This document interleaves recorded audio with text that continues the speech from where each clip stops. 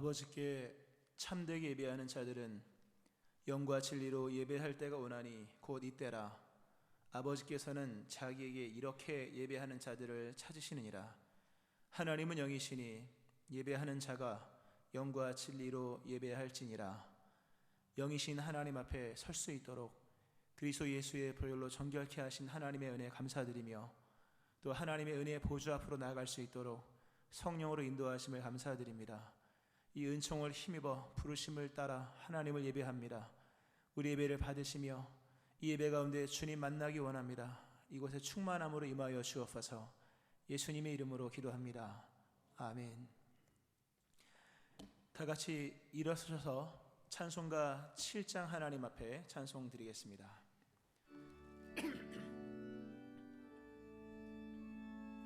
성부 성자 성령 삼위일체께 입을 모아 찬양 경배 드리세. 태초부터 지금까지 또 영원토록 영광 영광 아멘.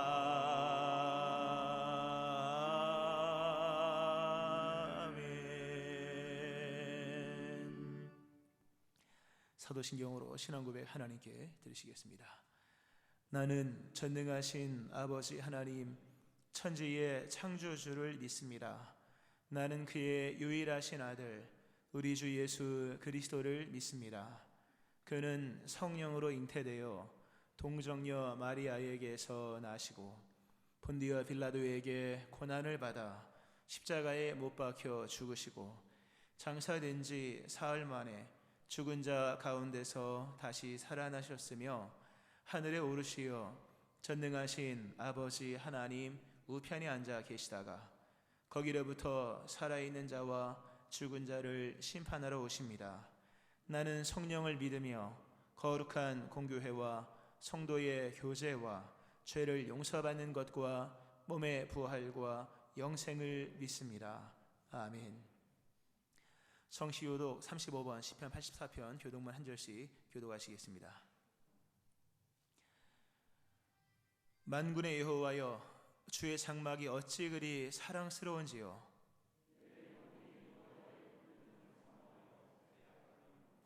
내 마음과 육체가 살아계시는 하나님께 부르짖나이다. 주의 제단에서 참새도 제 집을 얻고 제비도 새끼들 보금자리를 얻었나이다.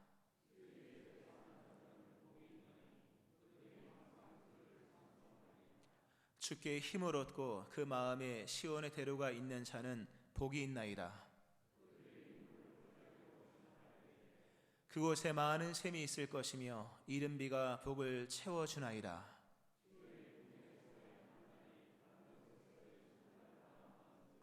악인의 장막에 사는 것보다 내 하나님의 성전 문지기로 있는 것이 좋사오니. 아멘. 자리에 앉겠습니다. 찬송가 304장 하나님께 올리시겠습니다.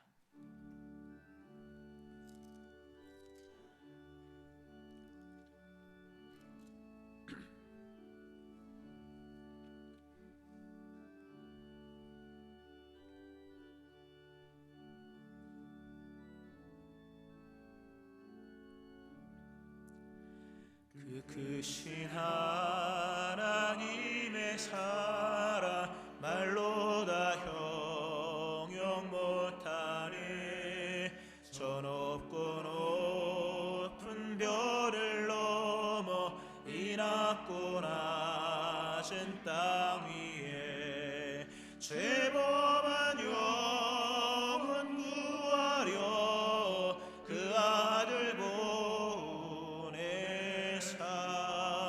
화목제물 삼으시고 죄 용서하셨네. 하나님 크신 사랑을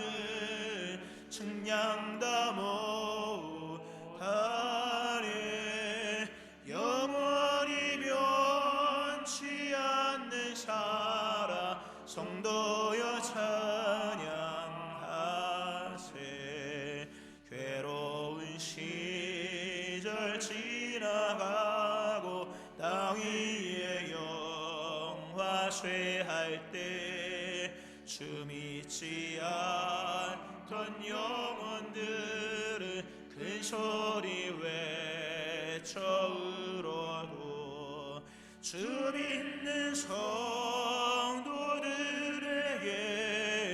큰 사랑 베푸사 우리의 죄 사했으니 그래 잊을까.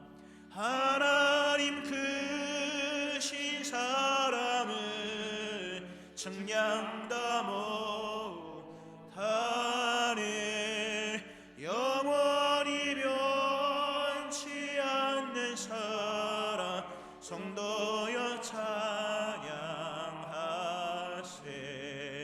하늘을 두루마리 삼고 바다를 먹물 삼아도 한없는 하나님의 사랑 다 기록할 수 없겠네. 하나님의 크신 사랑 그 어찌 닿았을까.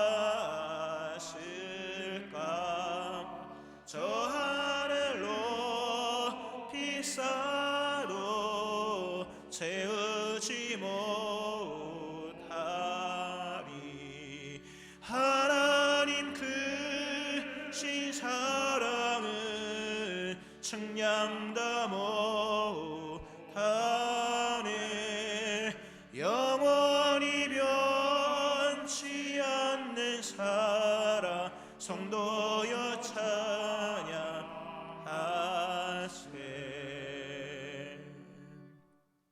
이항자 장로님 기도하시겠습니다.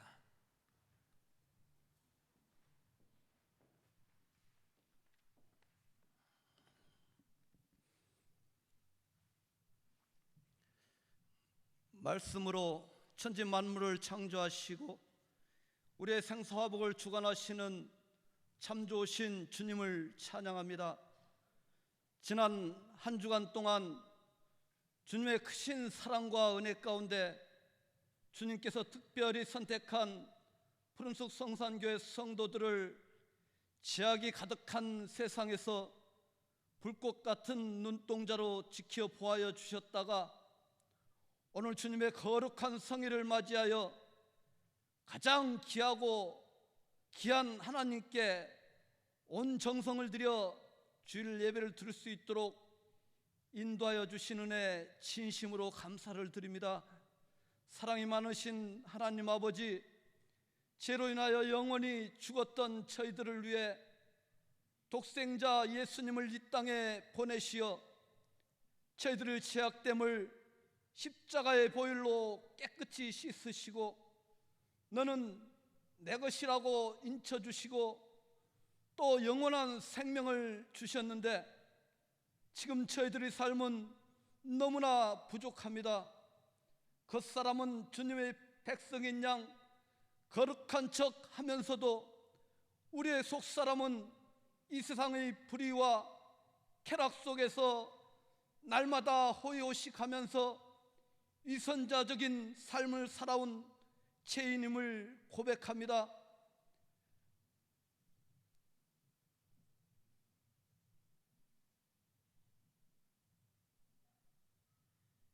특히 끝이 보이지 않고 있는 코로나19로 불편함과 두려움 가운데 살아가면서 불평만 앞서 더 기도하지 않고 깨있지 못했던 모습들을 무릎 꿇고 눈물의 회개를 드립니다. 다시 한번 거듭나는 주님의 자녀들이 되길 기도합니다. 주여 용서하여 주옵소서. 우리의 행실로 하여금 세상 가운데 하나님을 거룩하게 드높일 수 있는 자녀가 되기를 간절히 기도드립니다. 푸른숲 성산교회 새로운 심령, 새로운 교회 새로운 심령으로 더욱 말씀 앞에 깨어서 묵상과 기도로 이 시기를 잘 이겨내는 성도가 되게 하여 주옵소서. 이 시간 우리의 주변에 소외된 이웃과 각종 질병으로 힘들어하는 성도님들에게 주님의 귀한 능력의 손을 내밀어 주셔서 모든 질병의 근원을 차단해 주시고 안전하고 건강한 몸으로 회복시켜 주시옵소서. 비대면 예배가 길어지고 성도의 교제가 제한되는 요즘 우리 푸른숲 성산교회 성도들이 함께 마주할 수는 없지만 서로 더욱 중보기도하며 안부를 나누며 하나 되기에 힘쓰길 기도합니다. 하루속히 주님의 거룩한 성전에 다 함께 모여 예배드릴 수 있는 날이 올 수 있도록 주여 역사하여 주시옵소서. 사랑의 주님, 이 시간 단위에서 귀한 말씀을 증거하시는 목사님에게 성령 충만으로 허락하시어 오직 진리의 말씀을 증거할 수 있도록 인도하시며 말씀을 듣는 우리의 마음속에 성령님이 찾아오시어 목사님이 선포하시는 귀한 말씀을 들을 수 있는 귀와 깨달을 수 있는 머리와 말씀에 따라 실천할 수 있는 믿음을 주옵소서. 이 시간 이 자리에 함께 나오지 못하고 각자의 사정으로 인해 온라인 예배로 드리는 지체들이 있습니다.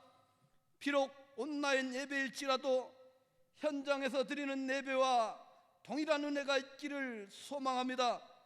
이 예배가 하나님이 기뻐하는 예배가 될 줄 믿습니다. 사랑의 주님, 은혜로운 찬양으로 주님께 영광 돌리는 시온 성가대의 귀한 찬양을 기쁘게 음향하시고 지휘자와 반주자를 비롯한 모든 찬양대원과 교회와 예배를 위해 수종드는 모든 청지기들 위해 주님의 무한한 축복과 은혜를 풍성하게 내려 주시기를 원하오며 지금은 시작하는 시간입니다. 마치는 시간까지 성령님이 함께하여 주옵소서.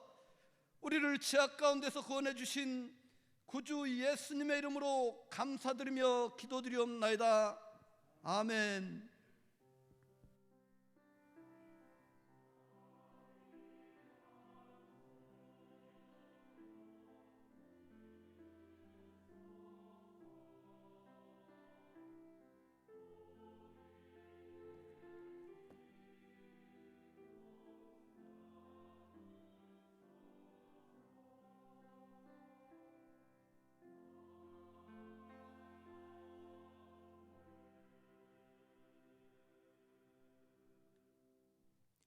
하나님 말씀 요한복음 3장 16절부터 21절 말씀입니다.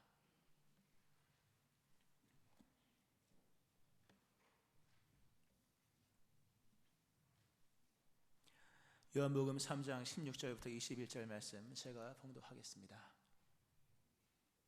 하나님이 세상을 이처럼 사랑하사 독생자를 주셨으니 이는 그를 믿는 자마다 멸망하지 않고 영생을 얻게 하려 하심이라. 하나님이 그 아들을 세상에 보내신 것은 세상을 심판하려 하심이 아니요 그로 말미암아 세상이 구원을 받게 하려 하심이라. 그를 믿는 자는 심판을 받지 아니하는 것이요 믿지 아니하는 자는 하나님의 독생자의 이름을 믿지 아니하므로 벌써 심판을 받은 것이니라. 그 정죄는 이것이니 곧 빛이 세상에 왔을 때 사람들이 자기 행위가 악함으로 빛보다 어두움을 더 사랑한 것이니라.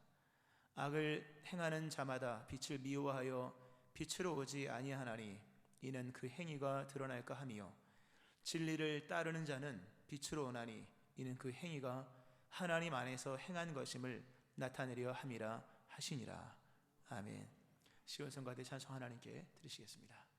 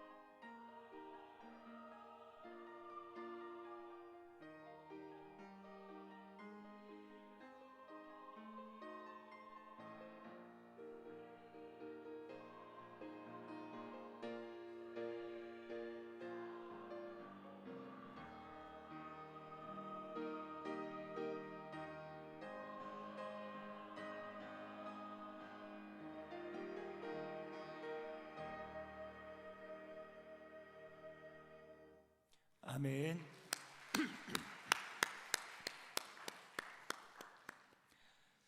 하나님의 크신 은혜가 오늘 2부 예배 나와서 예배하시는 여러분들 위에와 우리 성가대 위에 또 집에서 온라인 들으시는 우리 모든 믿음의 식구들이 함께 하시기를 주의 이름으로 축원합니다. 아멘. 요한복음 3장 16절의 말씀 21절까지 읽었는데요, 정말 귀한 말씀이죠. 은혜가 어디서 시작되는가? 바로 이 말씀에서 시작되는 것입니다. 에스겔이 환상을 보았습니다. 그 환상은 놀라운 환상이었습니다. 큰 강물이 있었고 그 강물 주변에는 온갖 좋은 나무들이 자라났고 또 그 강물 안에는 모든 죽어가던 그 물고기들이 살아나고 그 물이 흘러가서 나중엔 바다마저도 완전히 수생하는 그 놀라운 그 회복의 장면을 봅니다. 근데 놀라운 것은, 그 중요한 것은 그 은혜의, 그 엄청난 은혜의 강물이 한 군데서 나왔다. 거슬러 올라가니 성전 문지방에서 나왔다. 에스겔 47장의 말씀이죠. 물론 저는 이걸 지금 거꾸로 설명했습니다. 성경에는 성전 문지방에서 흘러나온 물이 흘러가서 일천척을 청량하니까 발목이고, 그 다음에 또 청량하니까 허리고, 그 다음에는 무릎이고 허리고, 여기 창이란 바다가 되었다. 우리가 맨 끝을 보면 바다마저도 회복시키는 그런 장면을 보면 이 물이 참 어디서나 얻을 수 있는 물이고, 또 강물로 생각하면 뭐 강물 얼마나 깁니까? 몇백 킬로 흐르는 강물. 아무 데서나 그 물을 떠마실 수 있는 것처럼 그렇게 풍성한 강물이지만, 그러나 기억해야 할 것은 그 은혜의 강물은 오직 한 군데서만 나오는 거다. 아무리 창이라고 아무리 풍성한 은혜일지라도 그 한 군데 지점을 잃어버리면 다 말라버리는 겁니다. 우리가 은혜로운 생활을 하고 은혜가 풍성한 삶을 삽니다만 그 은혜가 어디서 나오는지는 늘 기억을 해야 할 것이고, 달리 말하면 거기서 은혜를 못 받으면 은혜는 없다는 것을 명심하셔야 됩니다. 은혜는 한 군데서만 나오는 것이고 거기서 나와서 창대하게 되어지는 것이라. 그러므로 그 중심, 가장 중요한 거기서 은혜를 받느냐라고 하는 겁니다. 성경이 얼마나 두껍습니까? 66권 하나님의 사랑을 기록해 놓은 거지만, 우리가 조금 전에 드렸던 찬송가 304장을 보면 하나님의 사랑 다 쓸 수 없다. 너무나도 많아서 하나님의 사랑을 다 쓸 수는 없죠. 다 쓸 수는 없기 때문에 중요한 것만 써는 거예요. 그 중요한 것 중에 가장 중요한 성경 구절이 바로 오늘 본문의 말씀이죠. 요한복음 3장 16절 하나님이 세상을 이처럼 사랑하사 독생자를 주셨으니 이는 그를 믿는 자마다 멸망하지 않고 영생을 얻게 하려 하십니다. 이게 원천인 거예요. 여기서 은혜가 시작되어서 시간이 지나고 세월이 지나면서 은혜가 강물을 이루고 바다를 이루고 하는 것입니다. 달리 말씀드리면, 아까처럼 말씀드리면 이 말씀에서 은혜 못 받으면 믿음 생활은 어디 가도 은혜 못 받는 겁니다. 이게 하나님의 사랑이고 하나님의 사랑의 핵심이거든요. 여기서 은혜를 못 받는다고 하는 것은 다른 아무리 성경 창세기 1장부터 요한계시록 22장까지 들치고 또 읽고 백독을 해도 여기서 은혜를 못 받으면 은혜는 없는 거예요. 창이란 강물, 그 은혜가 성전 문지방에서 나왔다는 것을 기억하면서 우리가 은혜의 원천에서 은혜 받기를 힘을 써야 됩니다. 주변적인 것과 아무리 은혜를 끌어당겨도 메마르게 되어 있어요. 가뭄이 오면 다 메마르게 되어 있는, 원천만이 남아있는 거예요. 근본의 원천에서 은혜 받을 수 있는 성도님들 되어지기를 축원합니다. 요한복음 3장 16절은 굉장히 중요한 거죠. 여기서 하나님의 모든 사랑의 은혜는 시작이 된 겁니다. 오늘 이 말씀을 통해서 여러분에게 믿음이 회복되기를 바라고, 이 말씀의 궁극적인 말씀의 은혜의 결과 구원이죠. 이 구원의 은혜가 충만한, 또 아직 구원받지 못한 심령이 또 구원받고 구원받은 성도님이라면 구원의 은혜가 살아나는 역사가 일어나기를 주의 이름으로 축원합니다. 하나님이 세상을 이처럼 사랑하사 독생자를 주셨다. 하나님은 세상을 사랑하셔서 세상에 대한 일들을 행하신 겁니다. 그러니까 하나님의 이야기는 사랑의 이야기다라는 부분을 먼저 우리가 이해를 좀 해야 됩니다. 하나님이 세상에 얼마나 많은 일을 행하셨습니까? 그 많은 일을 행하신 목적은 사랑하셨기 때문이다. 오늘 본문에 보면 정말 두려운 단어 많이 나와요. 멸망도 나오고 심판도 나오고 뭐 그런 단어가 나옵니다. 이따 설명을 드립니다만, 멸망이 있고 심판이 있는데 이게 무슨 사랑입니까? 그렇지 않습니다. 멸망이 있고 심판이 있고 또 영생도 있고 구원도 있는데, 하나님이 이 땅에서 행하시는 모든 일은 사랑함으로 행하시는 일이다. 너무 중요한 신앙의 전제이죠. 우리 하나님께서 우리의 삶에 행하시는 모든 것은, 그것이 아픔이든 슬픔이든 고통이든 심지어 죽음이든, 그 모든 것은 다 하나님의 사랑이라는 사실을 믿음으로 통째로 받아들이시길 바랍니다. 이게 선별할 수 있는 게 아닌 거예요. 하나님이 세상을 이처럼 사랑하사 이것을 행하셨다. 하나님이 천지창조 이후에 또 시작하여서 모든 새말까지 행하시는 모든 것은 인간 보기에는 모순도 있고 오류인 것 같고 여러 불행도 있는 것 같으나 다 사랑이다. 우리 인생, 특별히 세상 코스모스, 영어로 그 헬라어로 코스모스인데, 각 인생을 향한 하나님의 그 세계, 이렇게 뭐 해석하고 이역이 되겠는데요, 내 인생에 행하시는 모든 것은 이해가 되든 안 되든, 득이 되든 실이 되든, 아니면 고통이 되든, 아니면 유희가 되고 기쁨이 되고, 아니면 슬픔이 되고, 그 무엇이든 간에 하나님이 오늘 나의 세계 속에 행하시는 모든 것은 다 사랑이다. 이 사랑 깨닫기를 축원합니다. 기억 늘 하셔야 됩니다. 사랑의 이야기다라는 부분을 먼저 말씀을 드리고, 우리가 사랑을 우리가 이제 하지 않습니까? 사랑을 해보면 결국 사랑을 하면 무언가를 주고 싶잖아요. 우리가 서로 사랑하여서 함께 사는 것이 뭡니까? 내가 나의 것을 당신에게 주는 것이지 않습니까? 결혼을 해서, 요즘 세대가 좀 이상해져서 결혼을 해서 당신의 젖이 나에게 오고 뭐 이런 게 요즘은 거꾸로예요. 원래 사랑은 뭡니까? 주는 거잖아요. 우리 하나님이 우리를 사랑하셨습니다. 우리 하나님 우리를 사랑하셔서 우리에게 주신 귀한 선물이 있어요. 하나님의 사랑 고백. 하나님 우리를 사랑하심으로 우리에게 주신 것이 있었으니 독생자를 주셨다. 하나님이 세상을 이처럼 사랑하사 무언가를 주셨는데 독생자를 주셨다. 이 대단한 얘기이긴 합니다만 별로 실감을 와닿지 않죠. 왜냐하면 우리는 이렇게 하면 은혜가 될 겁니다. 하나님이 나를 사랑하셔서 나에게 돈을 이만큼을 주셨다. 그럼 이거 할렐루야죠. 또 하나님이 나를 사랑하셔서 나에게 건강을 주셨다. 죽을 병에 걸려있던 나를 건강 주셨다. 할렐루야죠. 더 나아가서 하나님이 나에게 온천하 부경을 주셨다. 그러면 진짜 하나님 나를 사랑하시는가 보다라고 생각을 할 것입니다. 근데 그건 마귀가 제안했던 거잖아요, 여러분. 마귀 예수님에게 와서 배고픈 예수님에게 떡 만들어 먹으라고 했고, 사람에 대한 인기에 대한 얘기도 하셨고, 또 안전에 대한 얘기도 하셨고, 온천하 부귀영화를 다 주는 것으로 얘기를 했지 않습니까?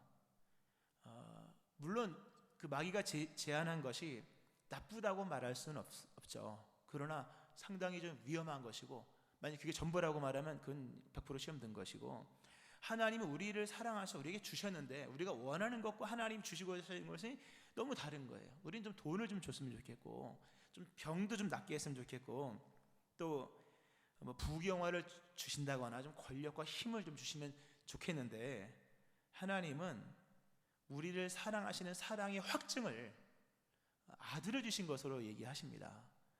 로마서 5장에 나오죠.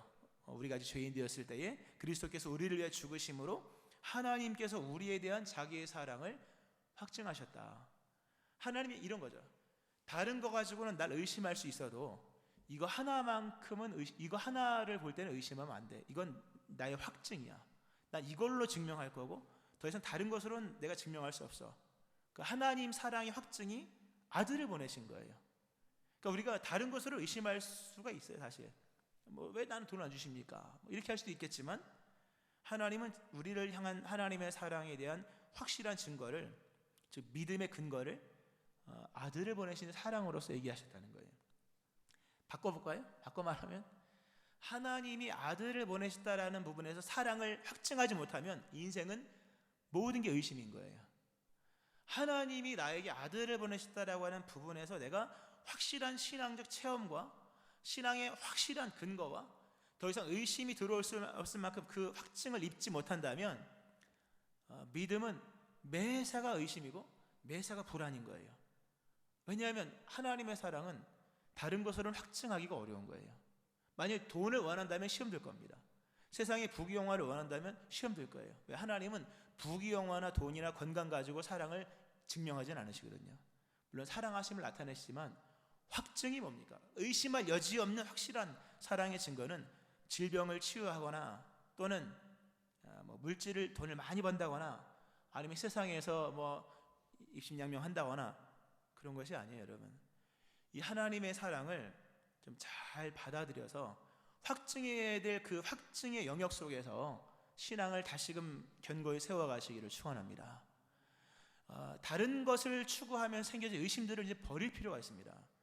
나는 왜 가난할까? 성경에 가난한 사람도 꽤 많이 나옵니다. 왜 나는 맨날 몸이 아플까?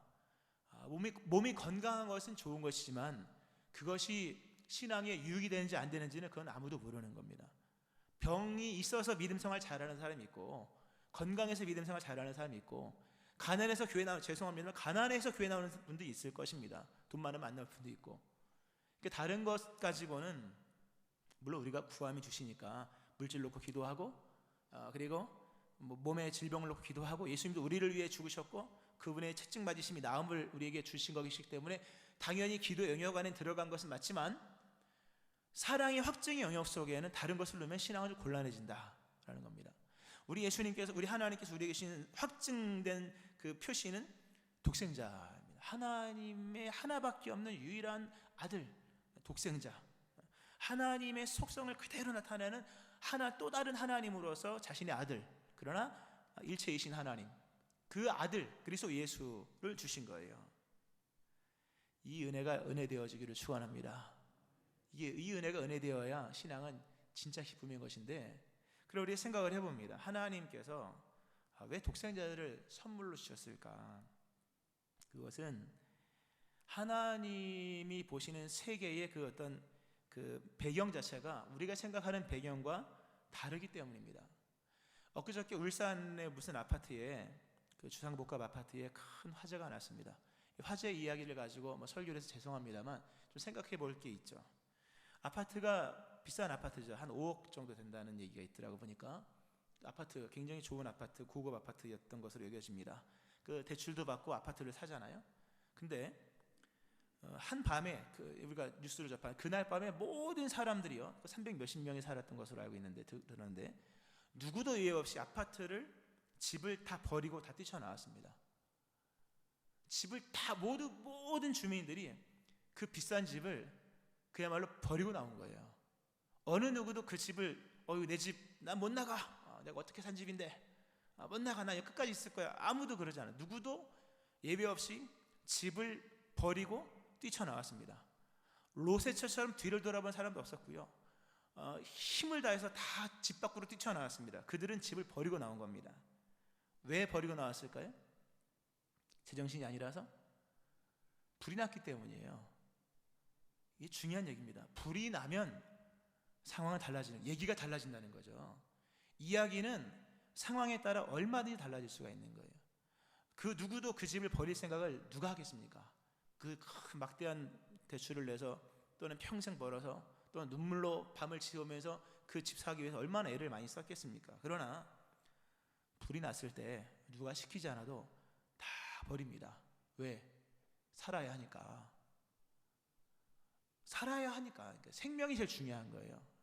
생명과 맞바꿀 만한 어떤 소유도 없는 거예요. 집이 아무리 5억짜리라 버리고 온 게 아니라 500억짜리라도 불 나면 다 뛰쳐나오게 되어 있습니다.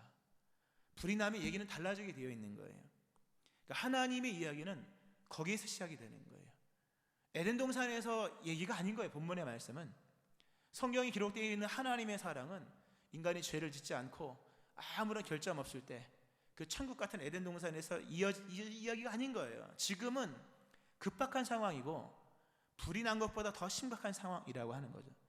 이 상황에서 하나님의 사랑을 들어야 되는 거예요. 그러니까 우리가 일전에도 말씀드렸습니다. 그리스도 예수께서 이 땅에 오셔서 기괴한 삶을 사셨거든요.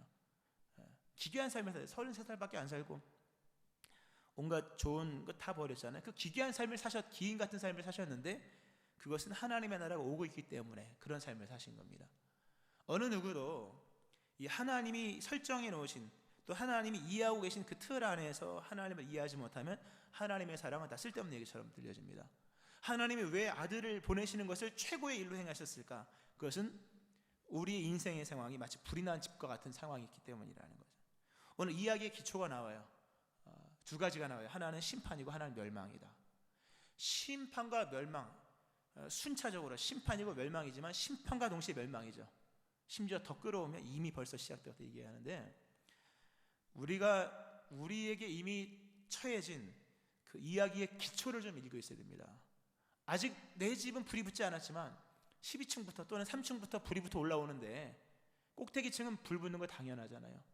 그 이야기를 정해놓고 우리가 이 말씀을 드려야 되는 거예요. 비유하자면 아직 내 집은 불이 안 붙어서 불 나기 전에 나와야죠. 그죠? 불 붙으면 늦잖아요. 심판은 아직 오지 않은 거예요. 멸망은 아직 오지 않았습니다. 그러나 이미 시작되었다. 벌써 심판을 받은 것이니라.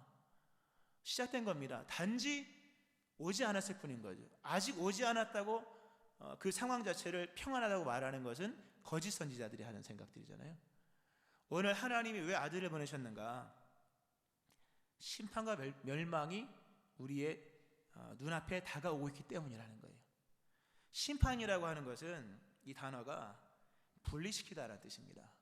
또 분별하다, 골라내다 또는 죄인이야 정죄하다라는 뜻입니다. 이러한 작업이 곧 다가옵니다. 언젠가는 다가와요. 근데 아무도 모르기 때문에 나중에라는 표현을 못 쓰는 거죠. 시대와 시한을 아무도 모르는데 나중이라는 표현을 쓰면 됩니까? 곧이라는 표현을 써야겠죠. 곧 다가온다는 거죠. 지금은 이렇게 한 자리에 모여 있으나 예수님 몇 가지로 분리를 하십니다. 양과 염소의 분리.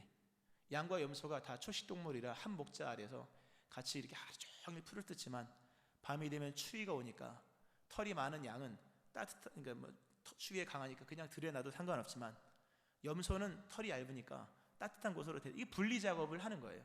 같이 있지만 어느 순간에는 반드시 분리해야 하는 거예요. 알곡과 쭉정이도 마찬가지죠. 한 논에서 막 자라지만 지금은 같이 있지만 영원히 같이 있는 게 아니에요. 추수 때가 되면 알곡은 모아서 곡간 안에 들이고 쭉정이는 다 불에 넣어 사르게 되는 겁니다. 이 분별 작업이 있는 거예요. 지금은 의인과 죄인이 함께 혼재되어 살아가고 심지어 은혜마저도 악인조차도 은혜를 받는 삶을 살죠. 또는 반대로 의인조차도 악인의 고통을 받곤 하죠. 그러나 때가 되면 다 나눕니다. 다 나누는 이게 사랑이에요. 실상은요. 여러분 집 있지 않습니까? 사시는 집이 있는데 집에 문 다 있습니다. 그 집은 반드시 문이 있어야 하고 그 문은 밤이 되면 여지없이 잠깁니다. 어느 누구도 밤에 문 열고 자는 집은 아무도 있습니까 여러분? 비밀번호 다 걸어놓고 2중 3중 다 해놓잖아요. 근데 그게 사랑이잖아요. 그게 아버지가 해야 될 사랑 중에 하나 문단속을 하는 거잖아요. 어느 아버지가 문단속 안 합니까?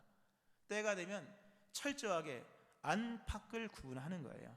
그 안에서는 밖에 사람이 얻을 수 없는 안전을 누리는 것이요, 안에서는 외인들은 누릴 수 없는 가족끼리의 사랑을 누리는 거예요.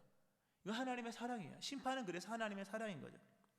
하나님 때가 되면 완전히 분리하십니다. 양과 염소 분리하고 알곡과 축정이를 분리하고 죄인과 의인을 분리하고 진짜 믿는 사람과 믿는 척하는 사람과를 분리하는 거예요. 문이 닫혀지고 난 이후에 진짜 파티가 일어나는 겁니다. 천국에서는 의인, 그동안 혼재되어서 아무나 받을 수 있었던 은혜가 이제는 의인들만이 받을 수 있는 귀한 완전한 복으로 나타나는 것이요, 반대편에서는 뭡니까? 문 밖에서는 악인이 이따금이 아니라 성실하게 하나님의 은혜를 받고 살았잖아요. 이제는 더 이상 받을 자격이 없는 겁니다. 기회가 지나가면 거기서는 엄청난 심판, 멸망의 역사가 일어나는 거예요. 이게 심판, 이 분리가 있는 거예요. 이러한 심판과 더불어서 심판이 끝나고 나면 뭡니까? 멸망이 있는 거예요. 심판이 뭐 형량만 선고합니까? 형이 집행이 되는 거죠. 그걸 멸망이라고 말합니다. 멸망이라고 하는 것은 죽다, 또는 영원히 죽다, 또는 잃어버리다, 뭐 그런 뜻입니다. 우리가 멸망을 하면요, 굉장히 낙관적인 얘기를 좀 할 때가 있어요. 뭐 고장난 것, 뭐가 하나가 망가진 것, 또는 뭐 하나 잃어버린 정도, 또는 뭐 어떤 전쟁 세대에 되신 분들은 전쟁 정도 되지 않을까, 또는 뭐 여러 얘기를 합니다만 인류 역사 속에 멸망은 단 한 번도 없었습니다. 인류 역사가 얼마나 피비린내 나는 역사의 연속이었습니까? 6.25 전쟁도 있었고 베트남 전도 있었고 히로시마 원폭, 나가사키 원폭 같은 그 2차 세계대전의 그 마지막 장면들은 이게 지구의 종말인가, 이게 멸망인가라고 생각을 할 정도로 심각한 장면이잖아요. 그러나 성경 그걸 멸망이라고 얘기하지 않아요. 멸망은 인간이 한 번도 겪어보지 못한 상황입니다. 인간의 역사 속에 한 번도 만들어진 적도 없고 인간이 핵폭탄을 막 수천 발 터뜨린다 해도 그거는 멸망이 아닌 거예요. 멸망은 하나님이 만드시는 심판인 거예요. 인간이 만든 게 아니에요. 아무리 전쟁이 참혹해도 멸망과 비교할 수 없는 거예요. 성경은 지옥을 얘기할 뿐이지 지옥이 어떻다고 길게 설명하지 않아요. 반대도 마찬가지. 천국을 설명하지만 길게 설명하지 않아요. 왜냐하면 인간의 말로 설명할 수 없기 때문인 거예요. 인간의 말로 설명할 수 없는 것을 인간의 말로 도전하는 것 자체가 우스운 거예요.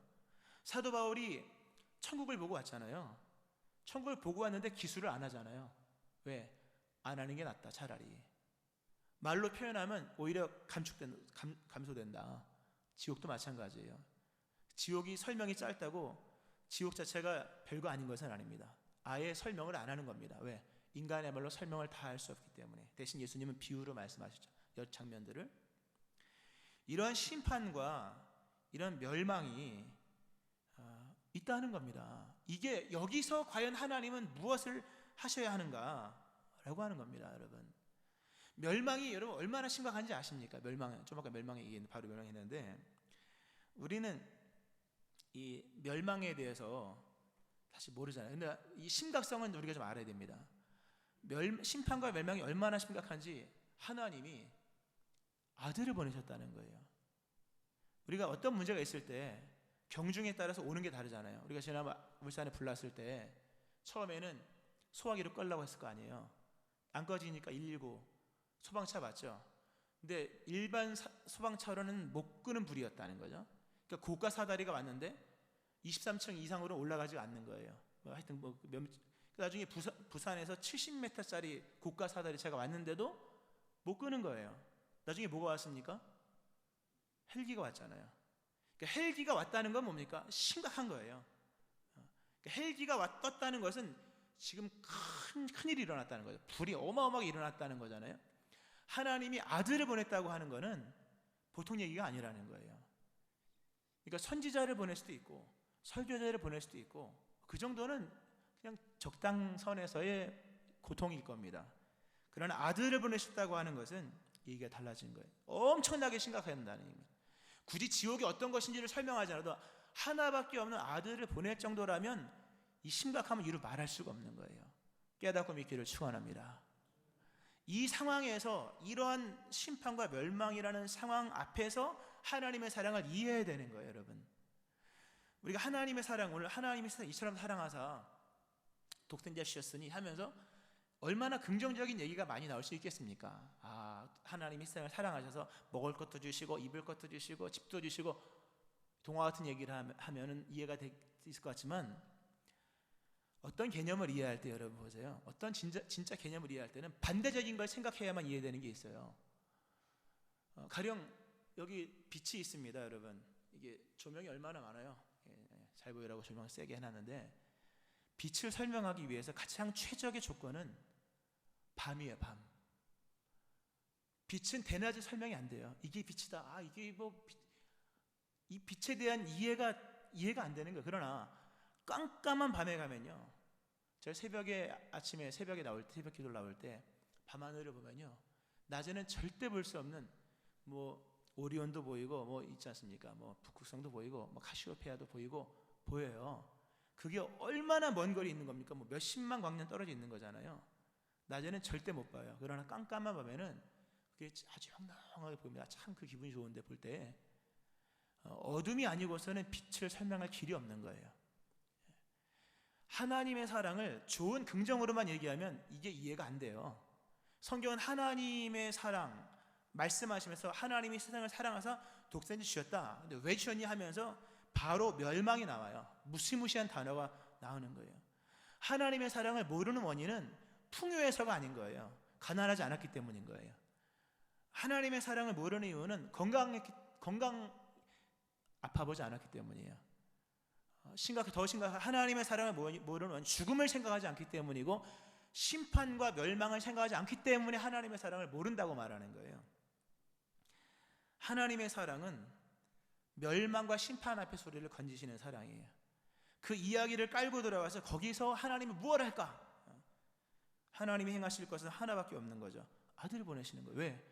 그것 아니면은 살 길이 없기 때문에. 믿고 깨닫기를 축원합니다. 하나님이 우리에게 아들을 보내신 목적은 우리를 구원하시기 위함인 거예요. 어디에서? 심판과 멸망 앞에서. 그러나 이걸 오해하면 안 됩니다. 무슨 말씀인가 하면 하나님은 심판을 좋아하시는 분이 아니라는 거죠. 이 심판, 사실 심판과 멸망은 인간이 만들어 놓은 거예요. 원래 하나님은 그럴 계획이 없는 거잖아요. 인간이 죄를 범함으로 만들어진 거예요. 인간이 만들어진 것을 하나님이 돌이키는 거예요. 하나님 인간을 심판하기 위해서 인간을 만든 것도 아니고 하나님 인간을 멸망시키기를 기뻐하면서 지옥을 만든 게 아닌 거예요. 그건 하나님의 속성이 하나님의 공의인 거예요.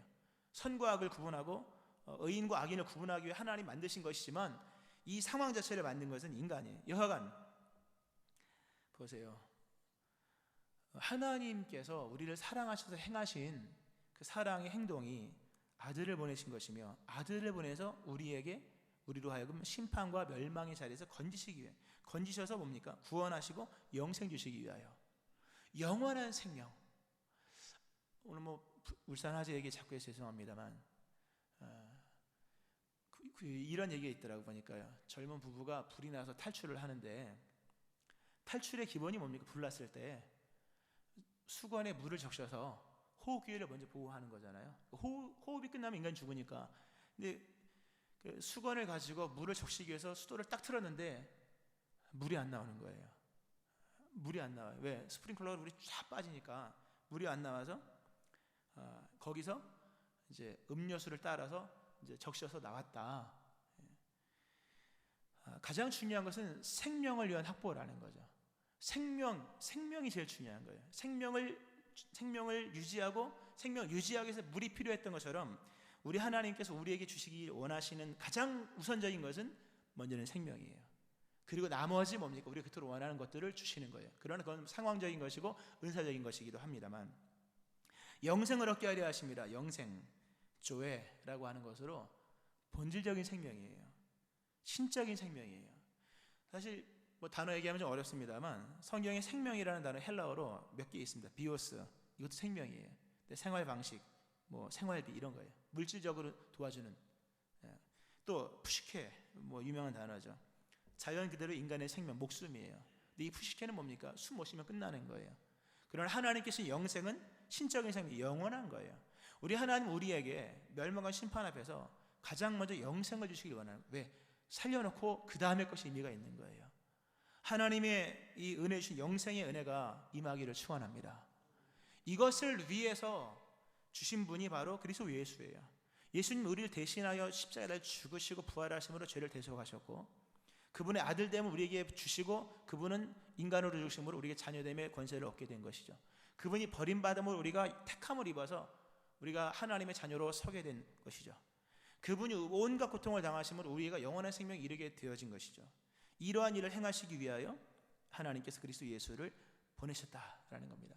말씀을 좀 맺으면서요.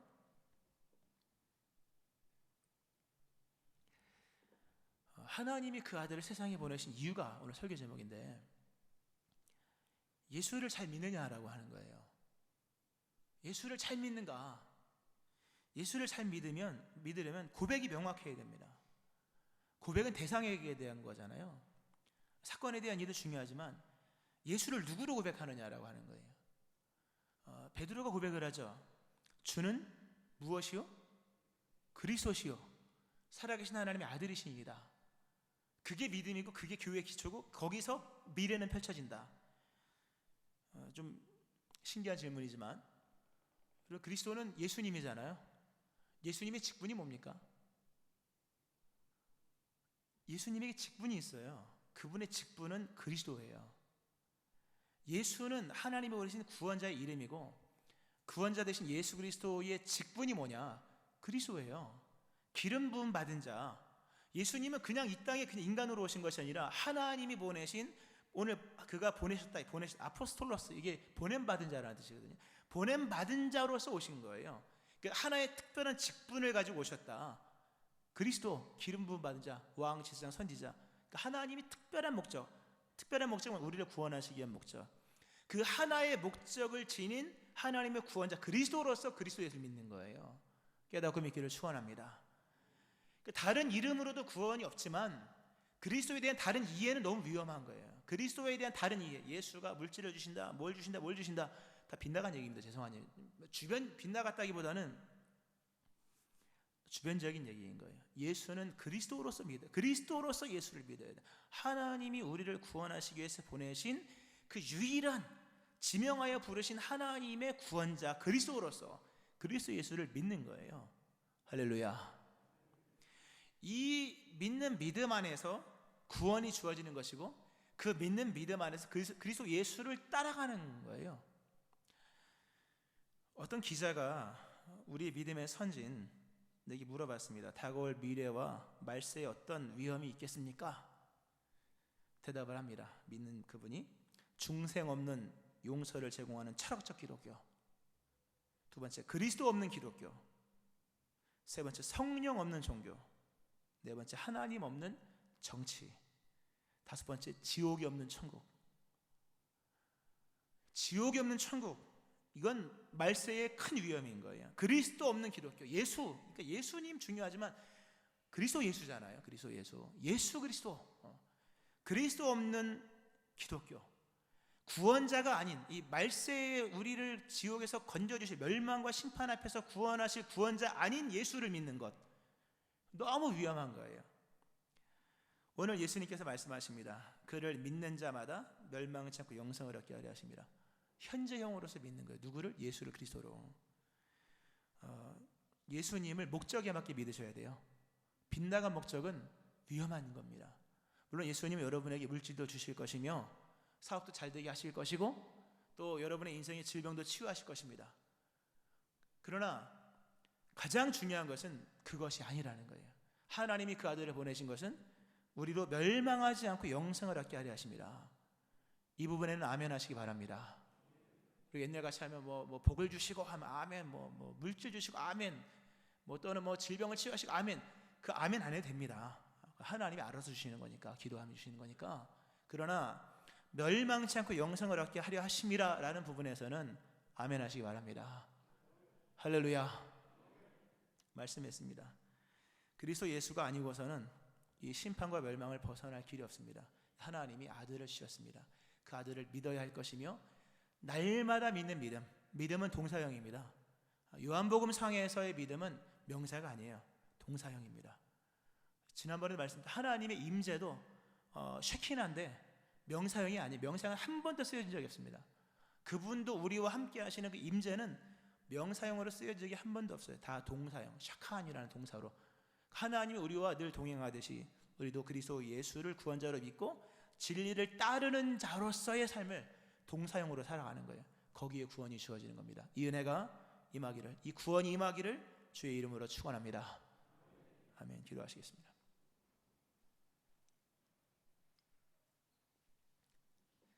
하나님이 그 아들을 세상에 보내신 것은 세상을 심판하려 하심이 아니요 그로 말미암아 세상이 구원을 받게 하려 하심이라. 하나님 아버지, 우리를 향한 하나님의 사랑을 확실히 믿고 나아갑니다. 아들을 보내신 것에서 이제는 믿음을 찾습니다. 우리가 다른 것으로 인하여 의심하고 불평하고 원망한 것이 많이 있었으나 모든 것을 다 내려놓으며 아들을 보내신 하나님의 사랑을 받아들입니다. 오늘 이 자리에 구원이 임하게 하여 주시고 이 자리에 확실한 믿음이 임할 수 있게 하여 주옵소서. 의심이 사라지게 하여 주시고 감사가 살아날 수 있게 하여 주옵소서. 주를 믿는 믿음이 새로워지게 하시며 그 믿는 믿음 안에서 주님을 따라가는 신앙이 새롭게 일어날 수 있게 하여 주옵소서. 구원을 허락하시오며 또한 주신 하나님께 감사드리오며 예수님 존귀하신 이름으로 기도합니다. 아멘.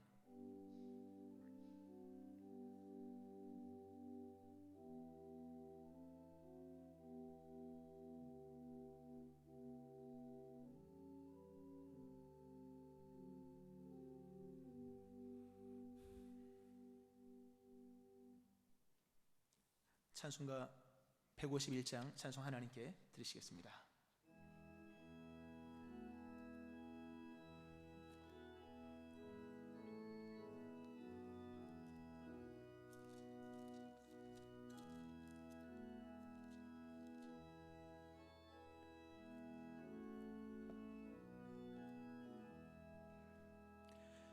만왕의 왕 내 주 땅에서 왜고초당했나. 이 벌레 같은 날 위해 그 보혈을 흘렸네. 십자가 내가 처음 볼 때에 나의 마음의 큰 고통 사라져. 오늘 믿고서 내 눈 밝았네. 참 내 기쁨 영원하도다. 주 십자가 못 박힘은 속죄함 아닌가. 그 긍휼함과 그 은혜 말할 수 없도다. 십자가 내가 처음 볼 때에 나의 마음의 큰 고통 사라져.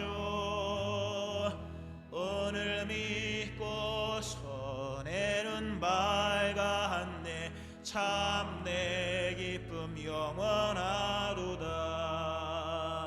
늘으로도 그 큰 은혜 다 갚을 수 없네. 나 주님께 몸 바쳐서 주의 일 힘쓰리. 십자가 내가 처음 볼 때에 나의 마음의 큰 고통 사라져. 오늘 믿고서 내 눈 밝았네. 참 내 기쁨 영원하도다. 봉헌 기도 드리겠습니다. 아들을 주셨으며 모든 것을 주셨음을 고백합니다. 우리의 삶과 일상이 하나님의 은혜의 연속에 있었음을 고백합니다. 깨닫는 자 되게 하시며 감사하는 자 되게 하심을 감사드리며 귀한 예물 담아 주께서 우리에게 사랑을 고백하셨듯이 우리도 사랑을 주께 고백하며 드립니다. 이 예물을 받으시며 속에 담겨있는 주를 향한 고백과 간구에 응답하여 주옵소서. 이들의 삶을 복되게 하시고 아름답게 하셔서 이 어려운 시대 가운데에서도 하나님의 은총 속에 풍족함과 강건함 있게 하여 주시고, 하나님 길을 알지 못하는 시대 가운데 하나님 대로가 펼쳐지는 형통의 삶이 일어날 수 있게 하여 주옵소서. 소의 출고가 열매로 이어지게 하여 주시오며 보는 동서남북이 다 이들의 것 되게 하시는 거룩한 승리가 일어날 수 있게 하여 주옵소서. 귀하게 예물이 사용되어서 교회를 세우고 복음의 지경을 열어가는 아름다운 예물 되게 하여 주옵소서. 축복하며 예수님 이름으로 기도합니다. 아멘. 교회 소식을 전해드리겠습니다.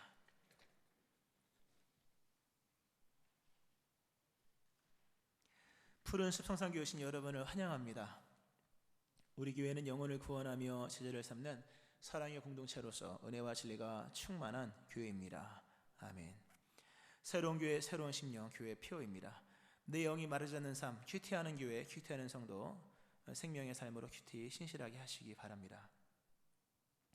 삶의 자리에서 드리는 릴레이 기도가 교회를 순결하게 합니다. 10월까지 1차로 하고 있고요. 다음 주에 11월, 12월 기도로 섬길 분들을 또 모집을 하니까요. 많은 신청하시기 바랍니다. 2020년 10월 선교원신 주일이 이번 다음 주 10월 18일 다음 주에 있습니다. 셋째 주일은 선교원신 주일로 지키고요. 월정 선교를 통해서 선교에 동참할 수 있습니다. 우리 안승태 선교사님이 우리 교회 방문하십니다. 다음 주에 오셔서 캄보디아에 있었던 여러 선교 보고를 하시겠습니다. 1부, 2부, 3부 다 하시겠습니다. 그리고 캄보디아 선교와 또 이제 목사 안수 곧 받으시는데요. 목회에 대한 워크숍을 저와 함께 1박 2일로 합니다. 출국은 21일 날 합니다. 혹시라도 안성교사님 맛있는 거 사드리기 원하시는 분이나 뭐 혹시 이런 분 있으면 말씀하세요. 그러면 뭐 한두 번 정도 기회 있을 것 같으니까요. 그런 부담 갖지 마시고 하시면 감사하겠습니다.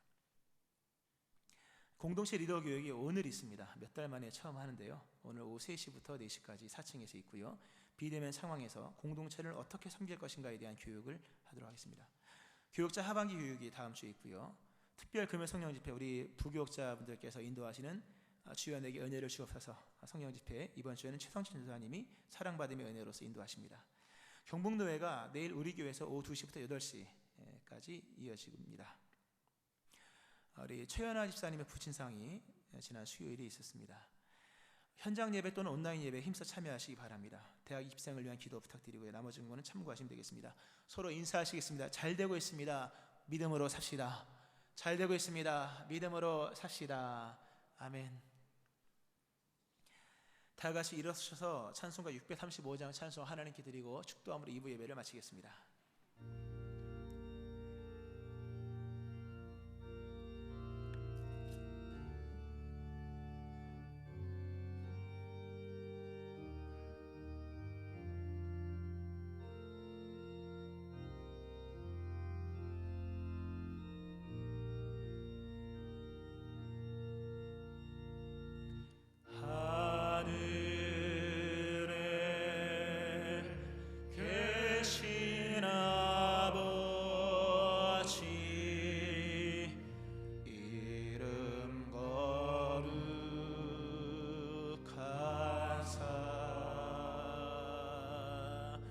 주님 나라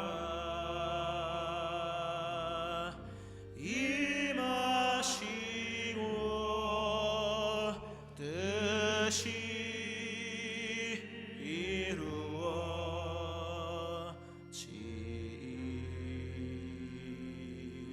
이루어지리라. 일용할 양식 주시고 우리들의 큰 죄 다 용서하옵시고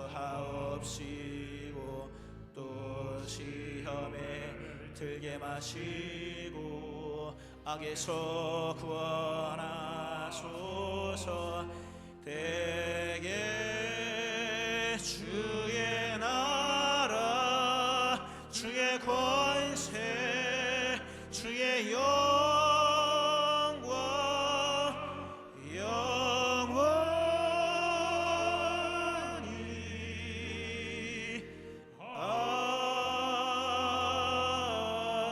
아멘.